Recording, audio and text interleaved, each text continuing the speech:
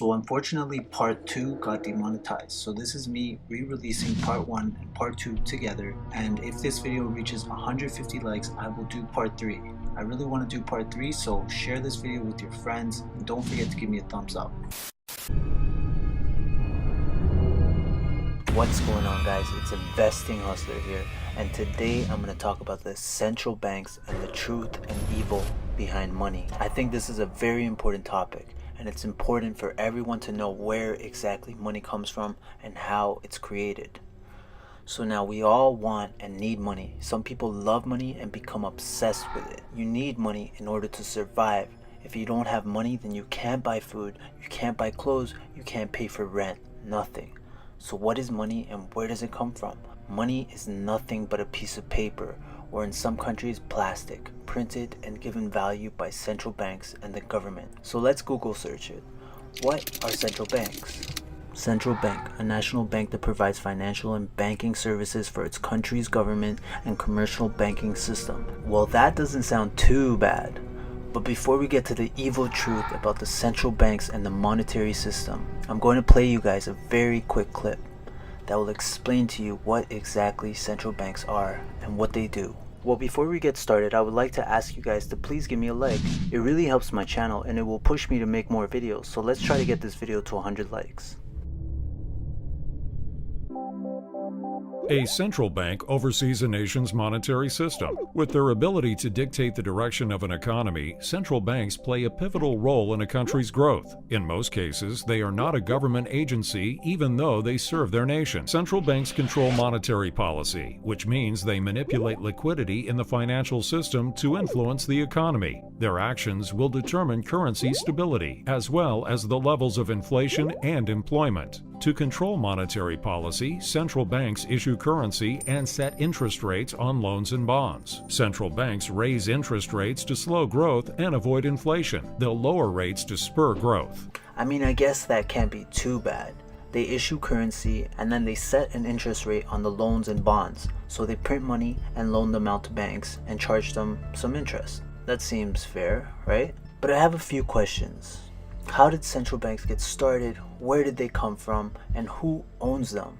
The only way to find out is if I give you a history lesson. I'm going to take you guys back to 1775 when the American Revolutionary War began, as the American colonies sought to detach themselves from England and its monarchy. Though there are many reasons for the Revolutionary War, one in particular sticks out as the prime cause. King George III of England outlawed the interest-free independent currency the colonies were producing and using for themselves, forcing them to borrow money from the central banks of England at interest. This immediately put the colonies into debt. In 1783, America finally won its independence from England, but its battle against the central bank concept and the corrupt, greed-filled men associated with it has just begun. So what exactly is a central bank? A central bank is an institution that produces the currency of an entire nation. Central banks have two specific powers: the control of the interest rates and the control of the money supply or inflation. A central bank does not simply supply a government's economy with money, it loans it to them at interest. It is very important to understand that the entire structure of this system can only produce one thing in the long run: debt. It doesn't take a genius to figure this scam out. For every single dollar produced by the central bank, it is loaned at interest. That means every single dollar produced is actually the dollar plus a certain percent of debt based on that dollar. And since the central bank has a monopoly over the production of currency for the entire country, and they loan each dollar out with immediate debt attached to it, where do you think the money to pay for that debt comes from? It can only come from the central bank, which means the central bank has to continue to increase its money supply to temporarily cover the outstanding debt that has been created. So since that money is loaned out with interest as well, that only creates even more debt. So the end result of this system is slavery, since it's literally impossible for the government and its citizens to ever come out of this self-generating debt. The founding fathers of this country were well aware of this. At that time, dominant families in the banking and business world were the Rockefellers, the Morgans, the Warburgs, and the Rothschilds. You may have heard of these families since there are many conspiracies behind them, but I don't want to get too deep into this just yet, possibly in my next video. So if you guys enjoyed this video and want to learn more, give this video a like. And if this video reaches 100 likes, I'll make a part 2 where I could get more deep into these families.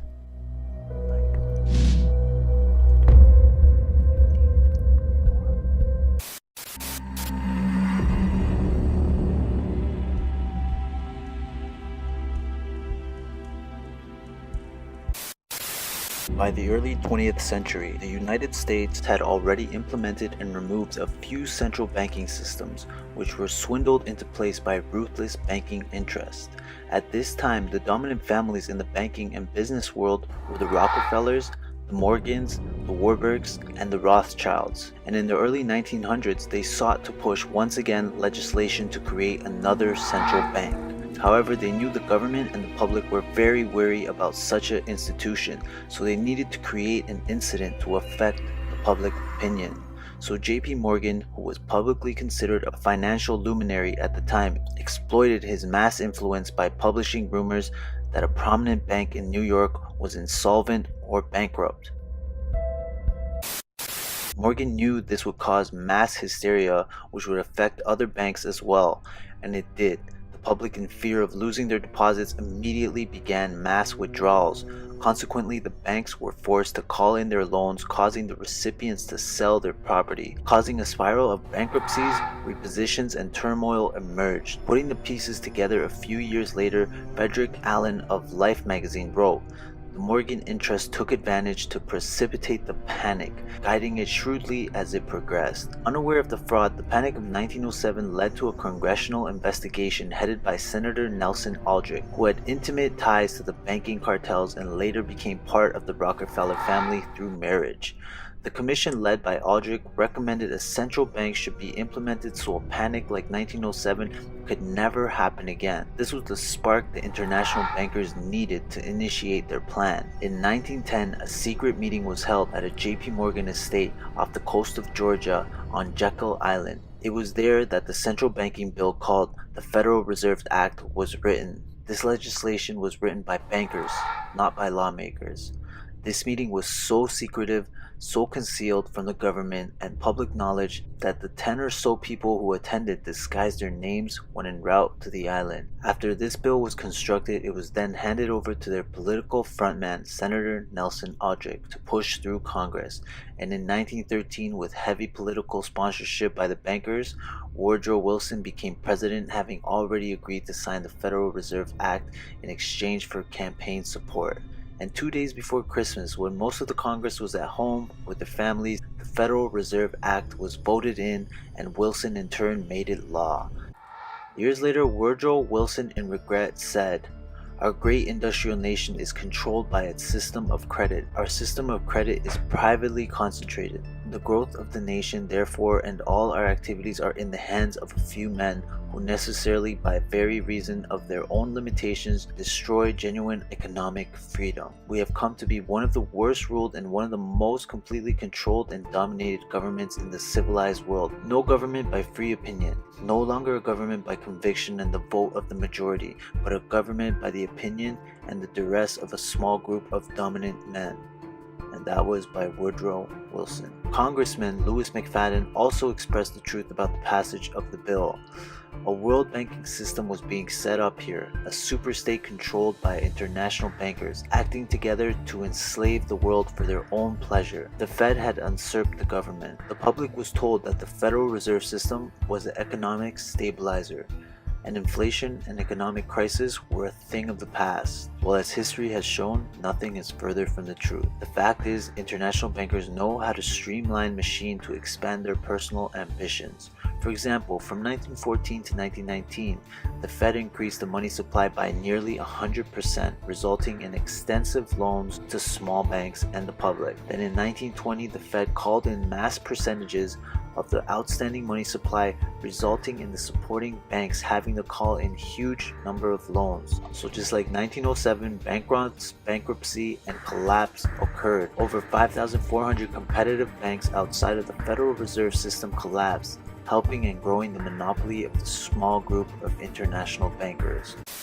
However, the Panic of 1920 was just a warm-up. From 1921 to 1929, the Fed again increased the money supply, resulting once again in extensive loans to the public and banks. There was a new type of loan called a margin loan in the stock market. The margin loan allowed an investor to put down only 10% of the stock price, with the other 90% being loaned through the broker. In other words, a person can own $1,000 worth of stock with only $100 down. This method was really popular in the roaring 1920s as everyone seemed to be making money in the market.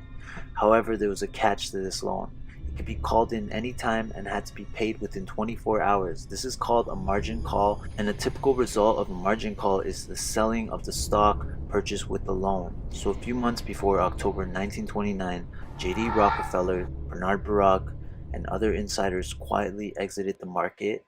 On October 24, 1929, the New York financiers who gave the margin loans started calling them in masse. This sparked an instantaneous massive sell-off in the market because everyone had to cover their margin loans. It then triggered mass bank runs for the same reason, in turn collapsing over 16,000 banks, enabling the conspiring international bankers to not only buy out rival banks at a discount, but to also buy out whole corporations at pennies on a dollar.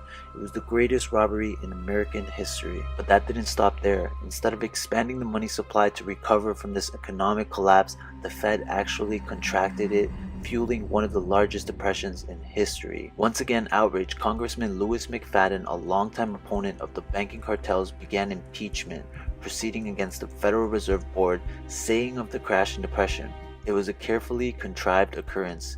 International bankers sought to bring about a condition of despair so that they might emerge the rulers of us all." Not surprisingly, and after 2 previous assassination attempts, McFadden was poisoned at a banquet before he can push for the impeachment. Now, having reduced society to poverty, the Federal Reserve bankers decided that the gold standard should be removed, and in order to do this, they needed to acquire the remaining gold in the system. So under the pretense of helping to end the depression came the 1933 gold seizure. Under the threat of imprisonment for 10 years, everyone in America was required to turn in all their gold to the treasury, essentially robbing the public from what little wealth they had left. And at the end of 1933, the gold standard was abolished. If you look at the dollar bill from before 1933, it said that it is redeemable in gold. You look at the dollar bill today, it says it is legal tender, which means it is backed by absolutely nothing. It is worthless paper. The only thing that gives our money value is how much of it is in circulation. Therefore, the power to regulate the money supply is also the power to regulate its value, which is also the power to bring entire economies and societies to its knees.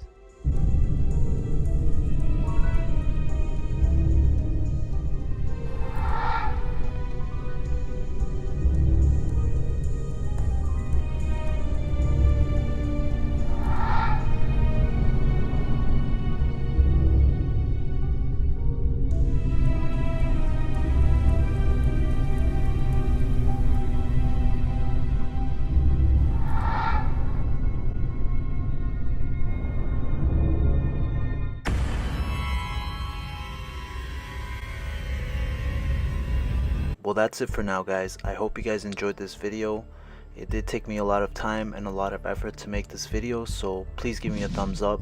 Don't forget to share this video with a friend, and if you guys want to see a part 3, let's get to 150 likes and I'll do a part 3. I'm probably going to do a poll, so I'm going to choose a couple subjects. For example, we could talk about the Rothschilds family. We could talk about the world wars, for example, World War I, World War II, and how these families were involved in them. There's many options. I'm going to do a poll.